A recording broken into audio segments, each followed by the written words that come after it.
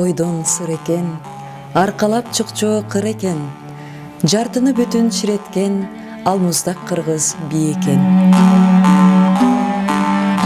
Жар көрүү бийинин негизги мазмуну эки жарты, эки жаш бир бүтүнгө айланып, ошол учурда ниетин, тилегин бир таштап, сыноо болуп турган учур болгон деп айтышат элдин арасында.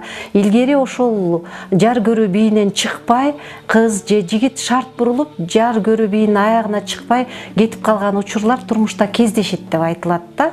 Анткени жар көрүү бийи бул өзүнчө бир сыноо, артка кадам таштаганга берилген салттуу мүмкүнчүлүк экен.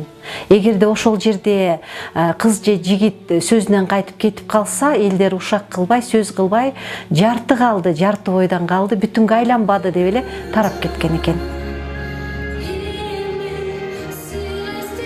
Мына Совет мезгилинде комсомолдук той дегенди ойлоп чыгарышкан. Бул комсомолдук той дегенде чогулуп алып туруп, баягы сүйлөп, баягы партиялык же комсомолдук чогулушта болуп туруп, сүйлөп, анан нарага чыгып, анан бийлеп тарап кетмей. Анда эч кандай бир мындай кыргыздын салты, же болбосо бир кыргыздын ырым-жырымы жок болгон да. Бирок канчалык зордоп ушу комсомолдук той өткөзүңөр десе дагы, бирок ал кыргыз элине улутка сиңбей койду да. Улут аны кабыл албай койду.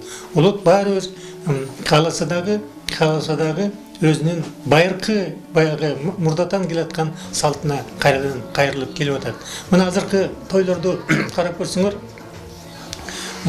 баягы мындай ошол илгеркилердин элементи мына башталды.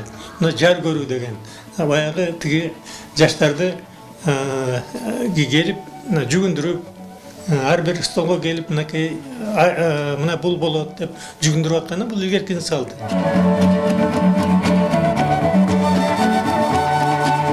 Мурда бизде ата-бабабызда салтында жар көрүү деген мурда эле бар болчу.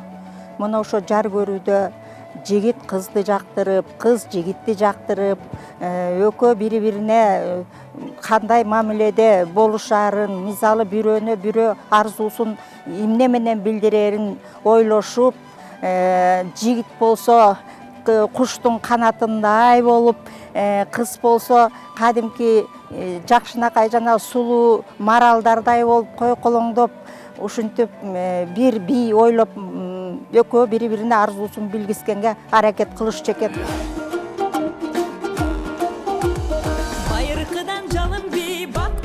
Кыргыз бийине болгон кызыгуу коомчулук арасында, ошол эле жаштар арасында абдан чоң кызыгууларды жаратты. Анткени дегенде бул биздин каныбыздагы, жаныбызга сиңген, ата-бабаларыбыз бийлеп келген кыймыл деп билем. Той үстүндө ушундай кызыктуу кыймылдарды жасап, бири-бирине кыймыл аркылуу сезимдерин билдирген. Жигит кызга ийинин тийиштирип, кыз жигитке ийинин тийиштирип атканда мүдүрүлүп кетсе, чалынып кетсе, ийинине жакшы тийбей калса, мына ошондо периштелер деген буларга туура эмес, бул экөөнүн баш кошушу же болбосо бири-бирин түшүнүүсү туура эмес деген белги экен ошол. Эгер жакшынакай экөө түп-түз мүдүрүлбөй, чалынбай, жакшынакай жүздөрүн көрүшүп, ийиндерин тийиштиришсе, анда бул периштелердин жол бергени экен ошол эки жаштын бактысына, үйлөнүшүнө.